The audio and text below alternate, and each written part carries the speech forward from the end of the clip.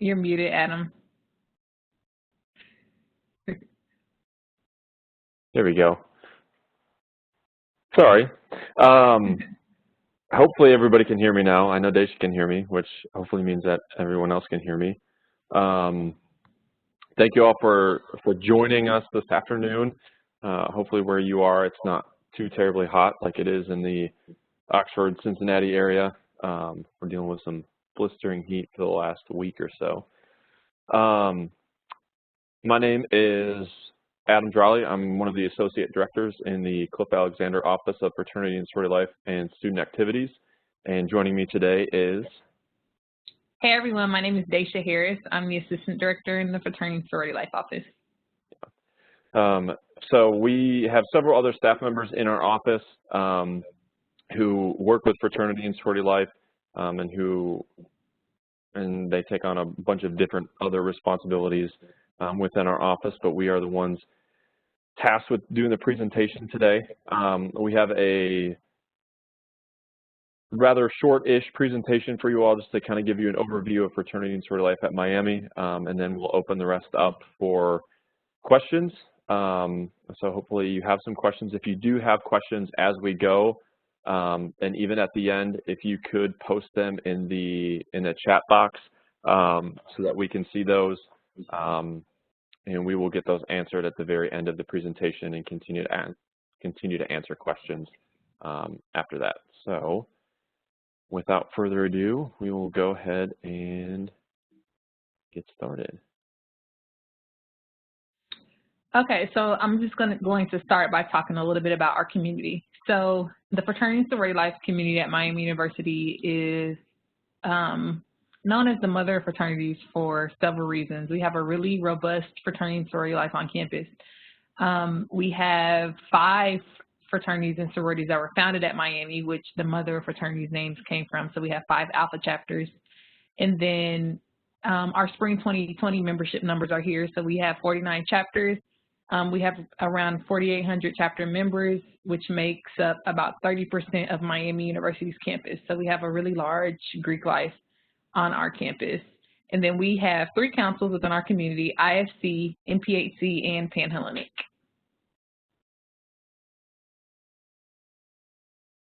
So those 3 councils, as an overview of the 3 councils, our Panhellenic Association has 17 chapters, which are, those are women's fraternities or sororities. Some of them, they call themselves different things, but they make up the Panhellenic Association. They do recruitment in the spring semester.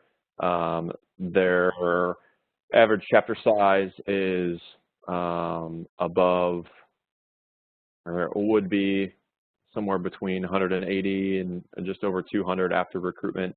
So larger chapters, and like I said, those are women's organizations. Our Interfraternity Council, we have 23 fraternities on campus. All of them but 2 are currently housed. So if you have been to Oxford or visited Oxford, in the Miami, or in the Mile Square there, in the blocks surrounding the campus, you'll see the fraternity houses. And those are our men's organizations. We have chapters that are 20 to 30 members.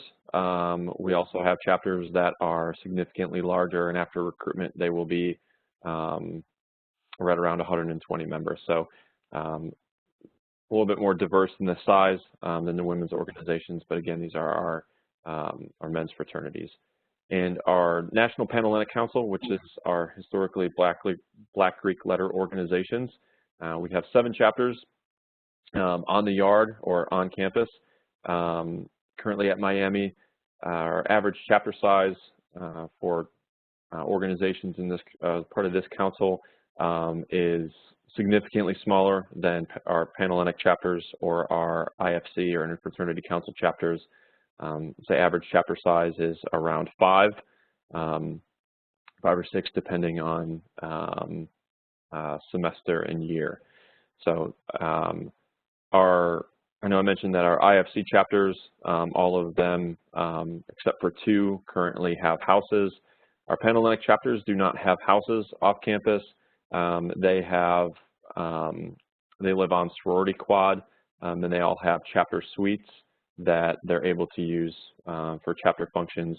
And our NPHC sororities, and I should have made this clear earlier, our National Panhellenic Council is made up of both fraternities and sororities, so men's and women's organizations.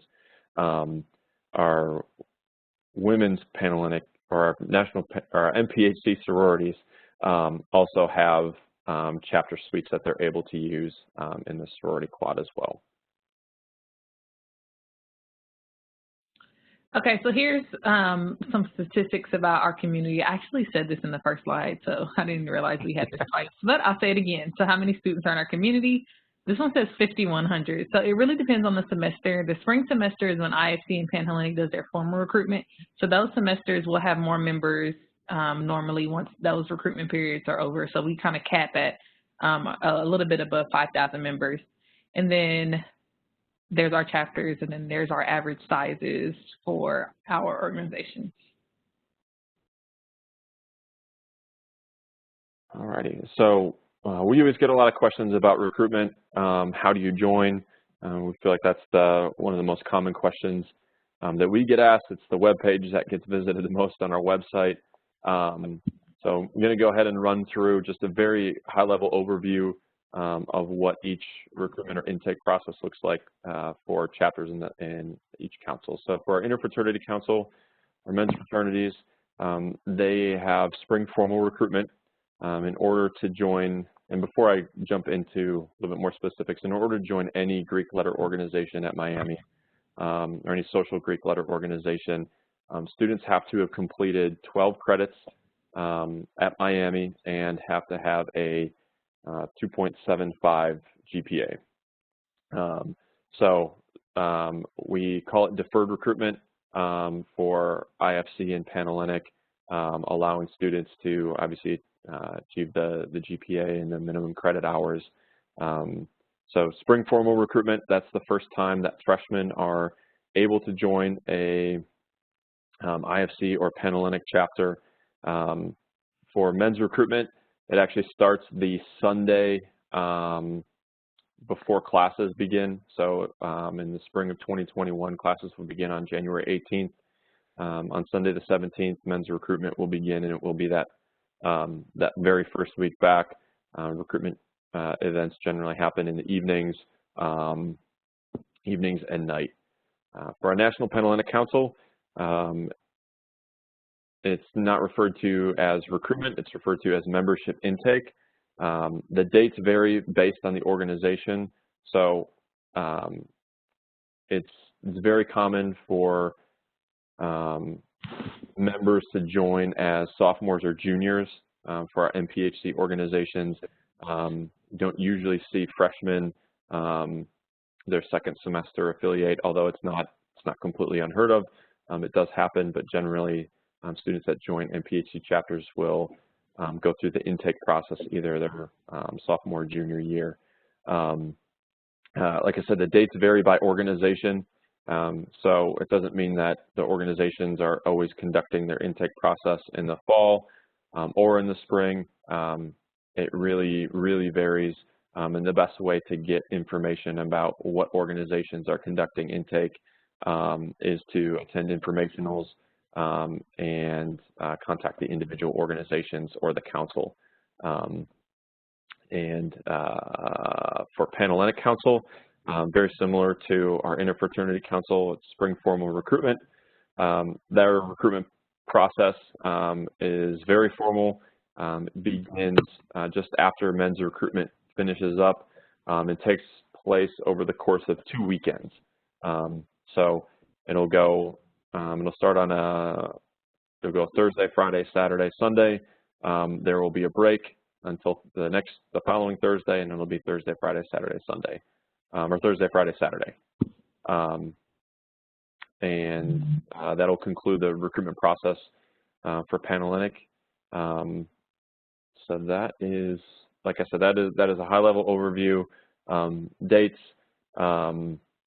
Obviously, we know with COVID-19 being alive and present on campus. Everything at this point I feel like should have a disclaimer that it's subject to change. So these are the dates as of right now, as if recruitment would happen normal as is, and we will adjust anything accordingly as the semester goes on. Okay, so if you guys want to stay social with us, we have our Let's Get Social slide. The first bullet is our website. We have a lot of information on our website, anything from recruitment to all of our staff members, to programming, to forms for your students who's joining our community. So our website is a really good resource to probably get a question that you may have answered before reaching out to someone. You could probably find the answer on our website. And then we have an office Instagram, so that's run completely by staff, and that's at MU Greeks on Instagram. And then each of our 3 councils have their own Instagram accounts as well. So you have IFCs there, MiamiU_IFC, MPHCs is Miami.MPHC, and then the Panhellenic Council is Miami Panhellenic. So they will be posting a lot of their recruitment programming and recruitment dates and such on their Instagram account, so your students can follow them and see that stuff there. IFC also has a Twitter, Miami U IFC, so they can kind of check them out there if they're on Twitter as well. Alrighty, so that, as I said, it's a relatively short presentation just to kind of give you all an idea, overview of what fraternity and sorority life is at Miami University, and we are going to open it up for any questions that you have. I don't know how it was promoted, but we were calling it Real Talk, so we will answer any questions honestly, cover anything that you have questions about as we head into the fall semester, and as your students may consider joining in the spring semester or at any point during their Miami tenure. So I think you have the ability to raise your hand, or you can write something in the chat box. Yeah. The first question we have is, do fraternities require resumes or recommendations? No, that is not a requirement. Generally, there is a portion when a student will go to register for fraternity recruitment. There's an online registration process through Campus Director. All of that will be posted on social media and on our website as well. But there is a portion, it's basically like Facebook for recruitment. So they'll have an opportunity to upload a picture, GPA information, and they do have an option to upload a resume if they want. It's not required. And what I would say frankly, from working with the men, they would look at the resume, but really what they're interested in is just getting a conversation going with their potential recruits. And then recommendations, generally those are handled by the national organizations. So if your son or daughter is interested in joining a specific organization on campus, a lot of times the national organizations will receive those recommendations. But again, they're absolutely not required, and generally isn't something that our chapters work with throughout the year, or I should say practice during recruitment.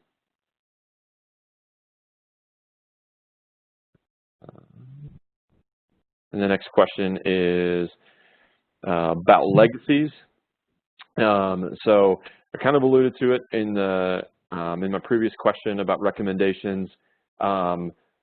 Legacies are important to note. If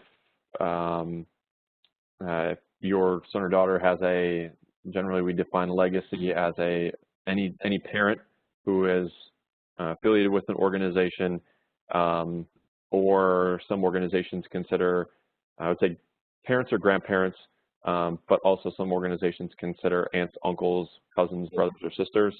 So if, for instance, if I am interested in joining, we have a Phi Delta Theta chapter that's currently active on campus. So if I'm interested in joining Phi Delta Theta and my father was Phi Delta Theta, either at Miami or any other institution. It would be important to note that, like I said, in-campus director when they go to register for recruitment. So there's a portion there that they can fill out. It says legacy, and then they'll select the chapter or chapters that they may be legacies to. So if my father was a Phi Delta Theta and my grandfather was a Sigma Phi Epsilon, I would list both of them as my legacy chapters. But again, and that all the chapters are able to see that, and any legacy information, again, I would say on the sorority side or on our Panhellenic side, is tracked more closely by the national organizations.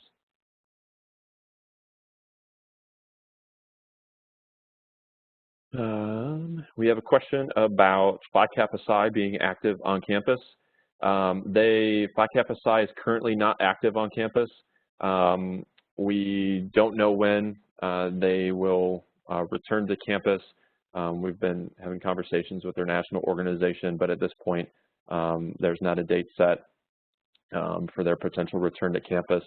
And if anyone is interested, as Daisha mentioned, there's a ton of information on our website, and a part of that information is a list of organizations that are not active on campus, and then of the full listing of chapters that are currently active on campus.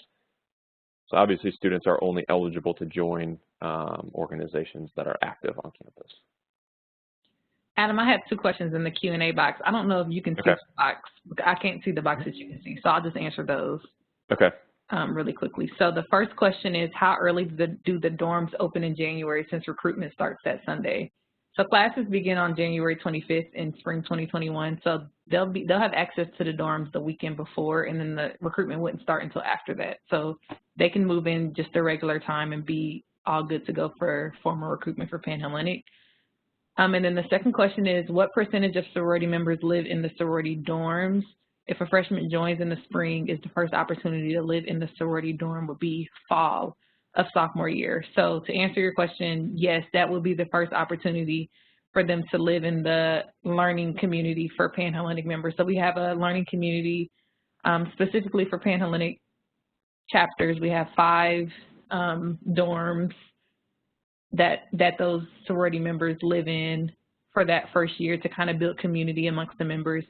And we really, like, a good upwards of 90%, maybe more, of the women live there unless they have like a health condition or an excuse not to live in the dorms for some reason. But most of our members do live in those dorms after they join that for that first fall semester. So after they join, as soon as they sign their contract to join the sorority, we give them information on living in that LLC. So they get that information pretty early through the recruitment process in January or February. And then they submit their application and start the process to live in that dorm. So basically, freshmen and sophomore are required to live in the dorms at Miami University. So for the Panhellenic women that join our sororities, we just have them all together in this community so they can build relationships with their chapter members. A couple more questions in the chat box. The one question is, does Miami manage the fraternity housing? Miami does not manage the fraternity houses. We provide resources to the fraternity houses. We provide a little bit of oversight, but each fraternity house is owned and operated by a private organization, whether it be an individual or a house corporation that is generally run by the national fraternity or a group of alumni from that chapter.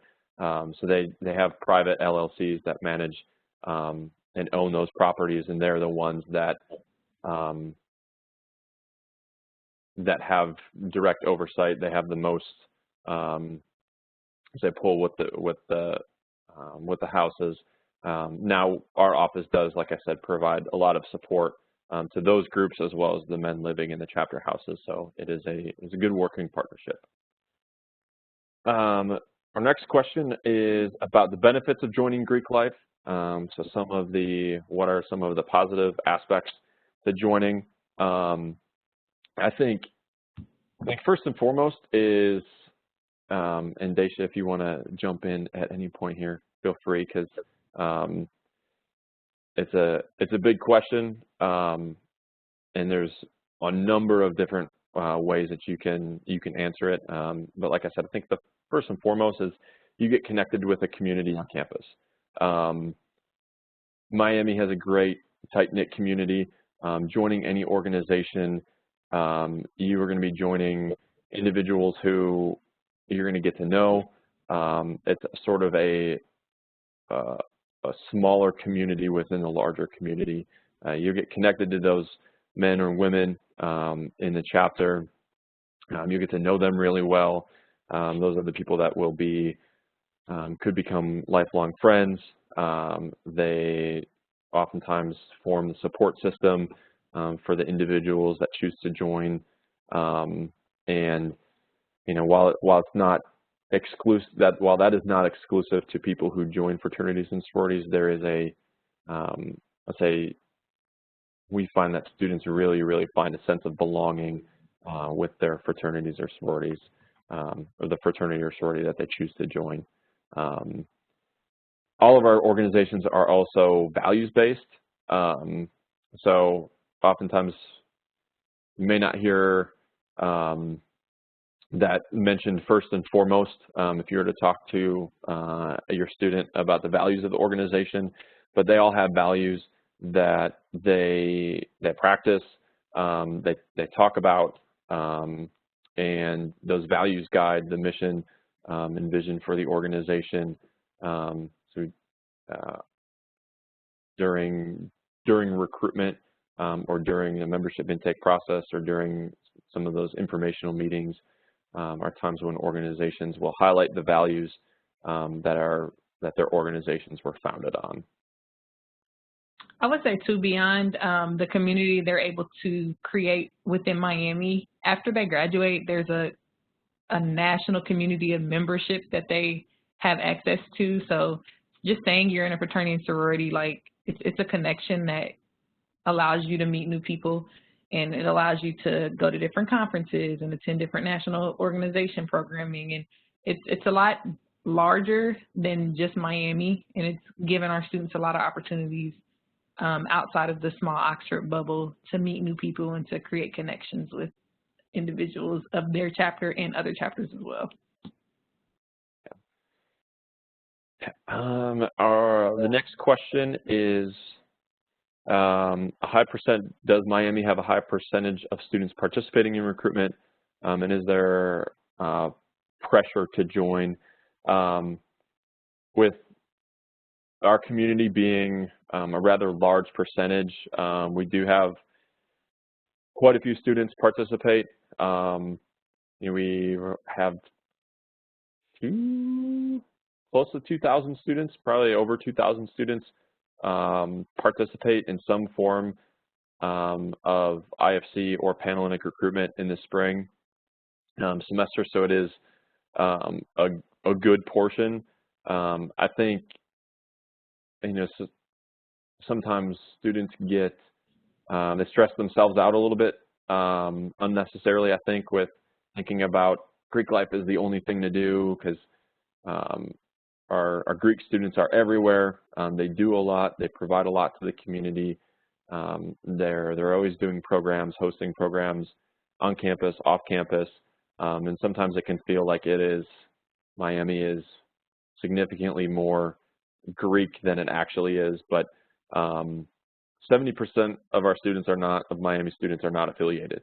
Don't get me wrong. I think fraternities and sororities provide an amazing experience, but there are lots of other ways for your students to find that sense of belonging if they decide that fraternities and sororities are not for them.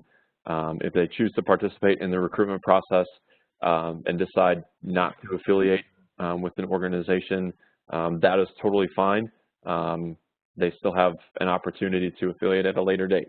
So maybe it's not right for them as a freshman, but maybe as a sophomore they can they get a little bit more of their footing at Miami, and they can join there. So I think some of the the pressures that exist are social and cultural, which are obviously very alive and well at Miami.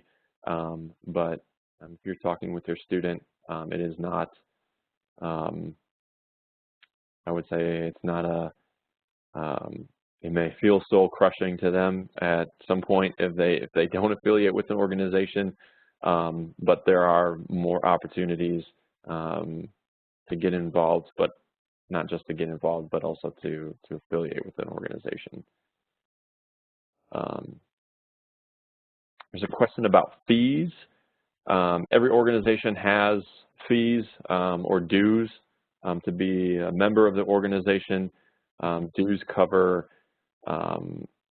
insurance for the fraternity or sorority. They cover social aspects. They cover programming aspects. Oftentimes they cover some swag or some T-shirts that they might get. They also cover other operations, operational costs for the fraternity or sorority. Those vary by organization, and the best place to see what the costs are for each organization is to go to our website where they have those broken down, and you'll be able to tell pretty quickly what the dues are for each organization.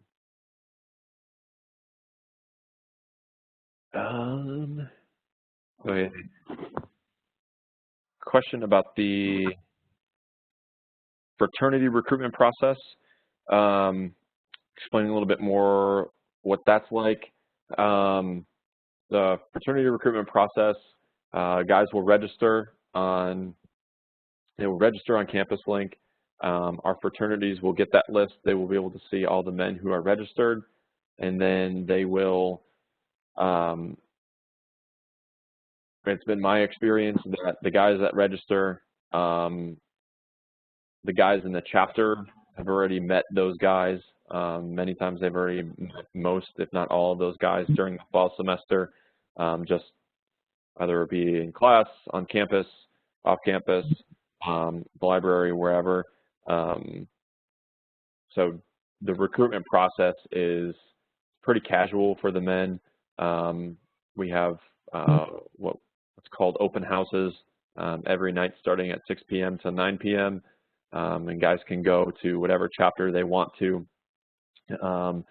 Monday, Tuesday, Wednesday, Thursday, visit those couple chapters, or visit 4 or 5 chapters, or maybe visit 10 chapters throughout the week. So it's entirely up to them. Generally, if you go to how most chapters work it is, you'll maybe the first night or second night to several chapters. You'll get to know some of the guys. You'll have some conversations. And then the chapter will generally pull you aside for an interview, which is either a one-on-one interview with the individual, or 2 or 3 fraternity brothers with a potential new member or your student, and they'll ask a bit more questions about about why they want to join, or their values, or just a bit more pointed questions about their experiences and what they're seeking out of fraternity membership. So that's really the recruitment process. Like I said, it's very casual, and it's a lot of it is done in the fall semester and just kind of get to know you. Chapters will do pickup games at the rec. They'll do different socials. They'll do different events on off campus to get to know guys.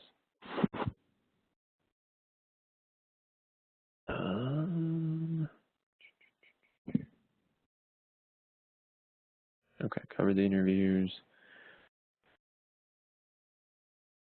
Okay, got that one.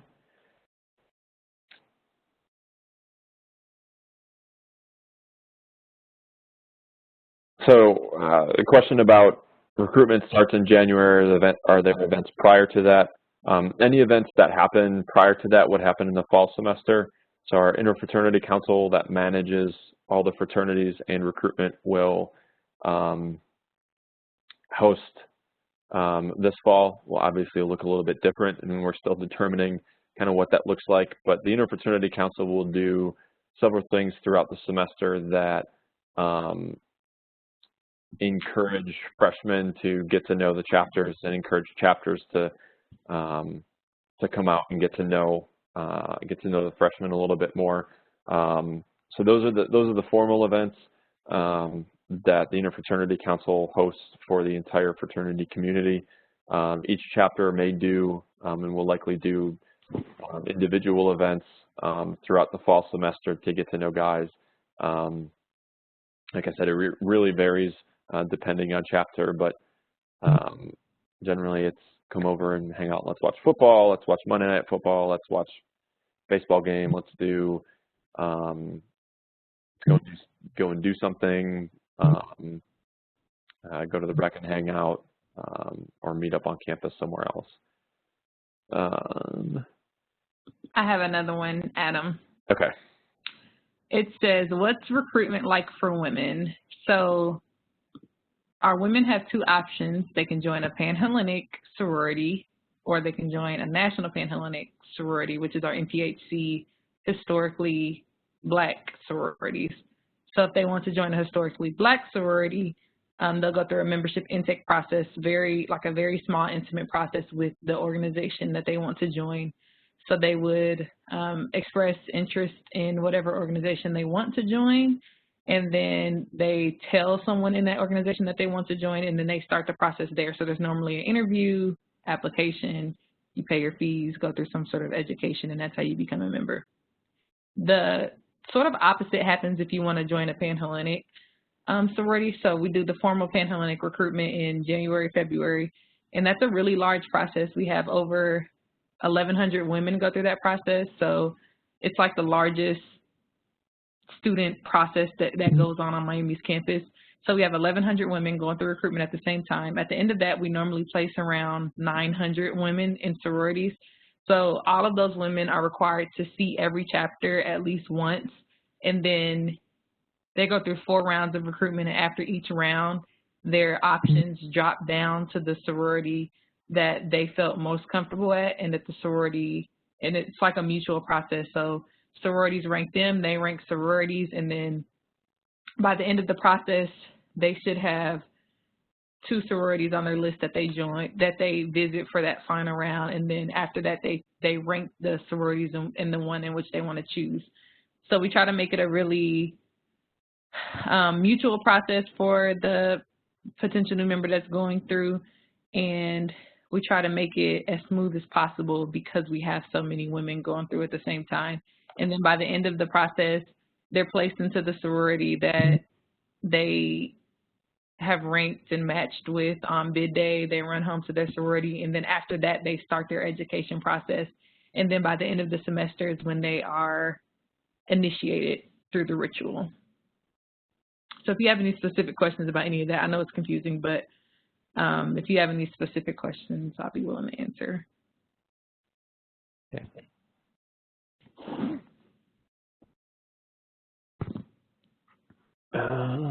All right, we have a question about underground recruitment, underground participation for non-active fraternities. What is the prevalence of that, and how is it controlled by the university? There are some fraternities that are not active on campus. They are, we consider them underground. We have them listed on our website. They operate, but frankly, they're not fraternities. They are social organizations. I highly doubt if they adhere to any values or any ritualistic aspects of the fraternity that they're claiming to be a part of. They're not recognized by the university, nor are they recognized by their national organization. Our office works really closely with those national organizations in particular because joining those organizations poses significant risks to the individual students. We have from the university, we have limited control over those groups because they are not recognized by the university. So oftentimes it's a group of men who are living in the same off-campus house, and they claim to have Greek letters or claim to be a membership of a certain organization, and then they do their own recruitment. That recruitment process, I can't tell you much about that because I don't know how exactly they run their recruitment process, but a lot of times it does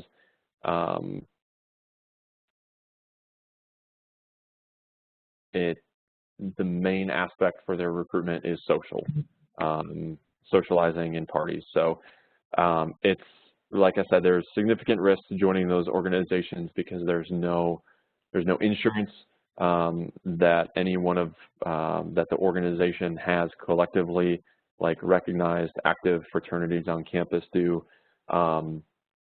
If if something were to go wrong at any of their functions, the liability falls back on the individual members for that organization. And obviously, it's that's not something that anybody wants, and that's not something that we advocate for. So if you hear of your student being recruited by an organization that's not listed on our website or that's listed under the underground or not active, not recognized fraternities or sororities on campus, that should be an immediate red flag for you, and would definitely ask questions as to why they're interested in joining that organization and encourage them to join an active, recognized organization. So I hope that answers the question. It's definitely a little bit more of a touchy subject. So if there are more questions about that, or would like more information, we can do that. The last day to register for recruitment, Daisha, do you know if that's set for? It's not set for 2021 yet. This year it was January 5th, so that gives you about an idea. Like within the first week of January, we'll close out recruitment. Yeah. Men's recruitment is generally the same, although what we know about men is they oftentimes wait till the last minute and then wait until the deadline lapses. So we usually give the men another day or two to get that registration in for, I should say, specifically for IFC fraternities.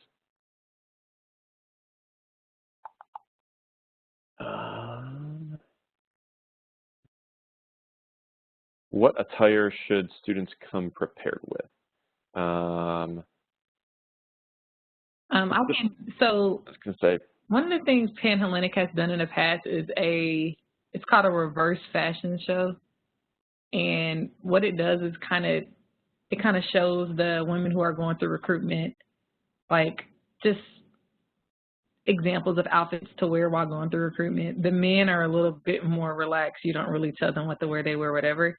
And I will say this year, recruitment may look a little different this year. There have been a lot of conversations just around inclusivity and what we're doing as organizations to make sure that we're not alienating certain groups of people, and making sure that everyone feels like they can find a place within our organizations. I don't know that we'll do that fashion show again this year.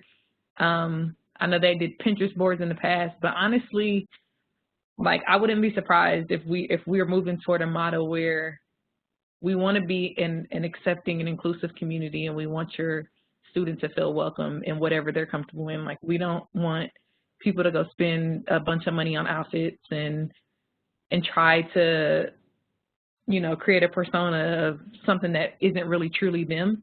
So if I have it my way, like whatever the student feels comfortable in and whatever best portrays who they are as a person, that's what they should wear.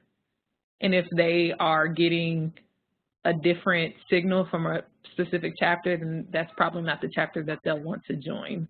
And they'll know that later on. So I hope that makes sense. And for the men's organizations, it's very casual. It's come as you are. Most of what I saw was jeans and a t-shirt, jeans and a hoodie. Since it happens in January, everybody's wearing a jacket. So it is, when we say casual, it is very casual. It's not even collared shirts.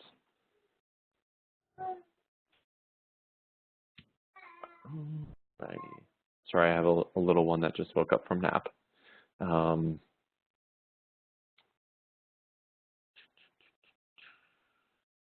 Daisha covered the dress code for each round.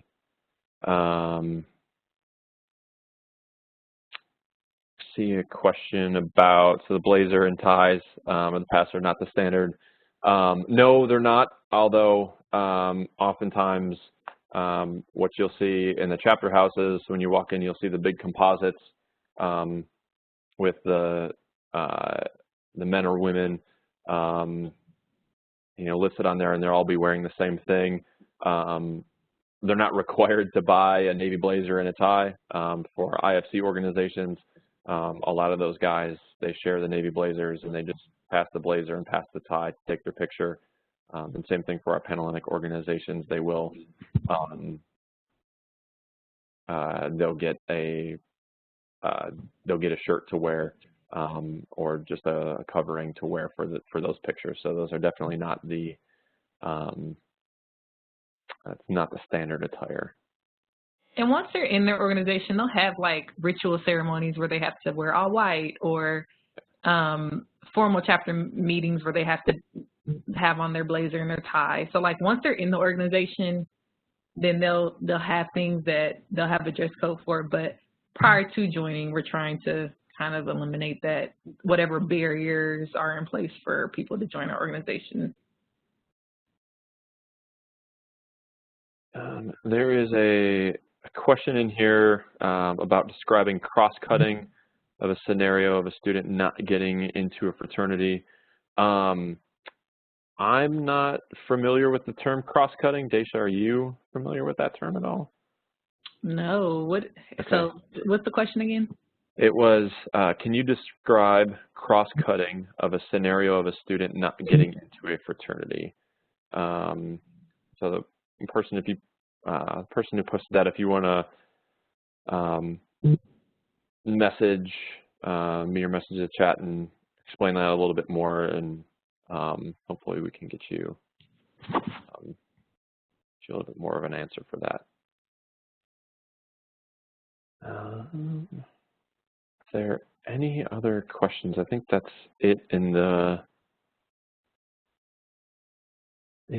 chat.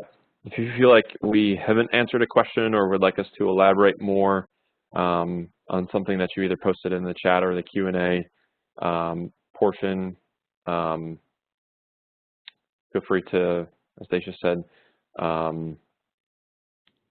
raise your hand or post that again in the chat. We've got another question about Campus Link. So our database for recruitment and for recruitment registration for our Interfraternity Council and Panhellenic Council is Campus Director. Those are on our website. So we try to funnel students to our website to get to Campus Director because those have direct links to that. The links for Panhellenic recruitment and IFC recruitment are not active right now. So if you were to go to try to find that and try to register early, they're not active, so you wouldn't be able to register for either recruitment process.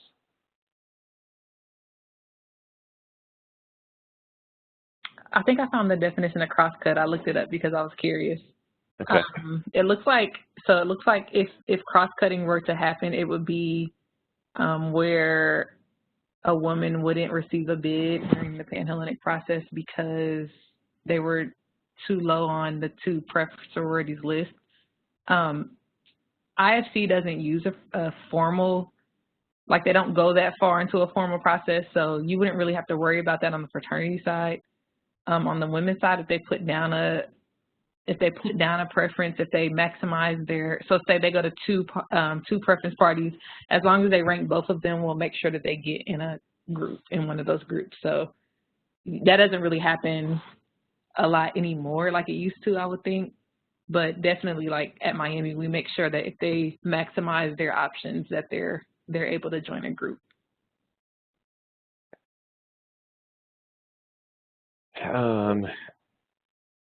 Got another question about, are there professional fraternities as well, or service fraternities?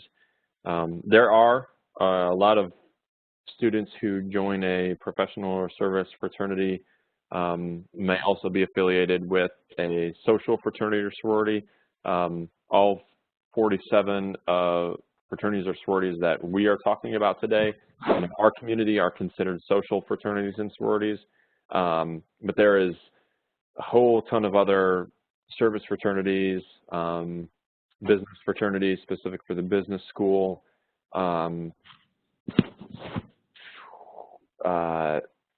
There's fraternities specific to, I think, probably just about every college and or major, or I feel like there probably is. And those processes vary. The recruitment selection process to get into those organizations varies pretty drastically from social fraternities and sororities. They tend to be a lot more professional. Those processes might require a shirt and tie to an interview, or an interview process, or sometimes a presentation. So there's lots of opportunities in that regard. How large is a typical sorority pledge class? What was our quota this past year? 52? Something around there. Yeah. It all seems like a blur after the spring. I know. I'm like, I don't even remember. But yeah, it depends. Each process is different. It's going to depend on the year and depend on how all of the chapters perform. But I think this past year it was somewhere between 50 and 55. Mm-hmm.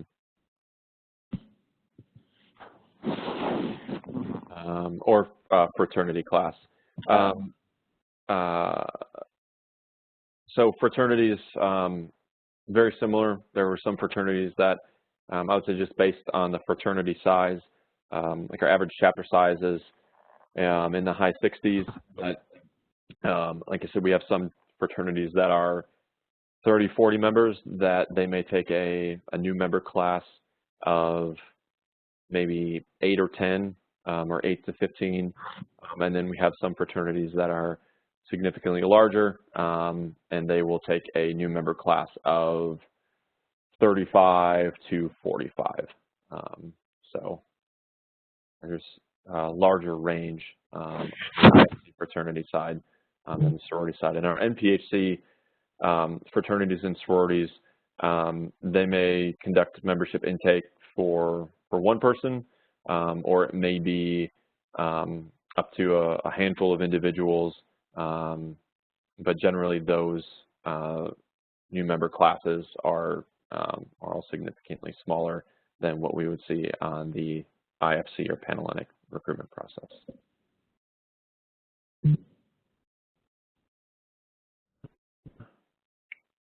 Is participation up, down, or stable the past 5 years in recruitment and overall fraternity and sorority life?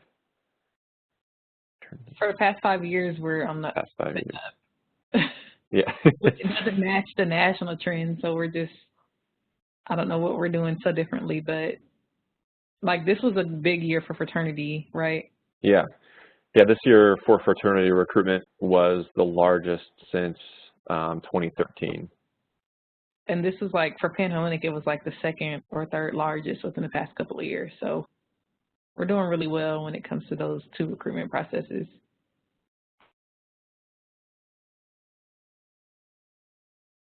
Ask us again in 2021. Yeah. That's what it's like then. Yes. All right.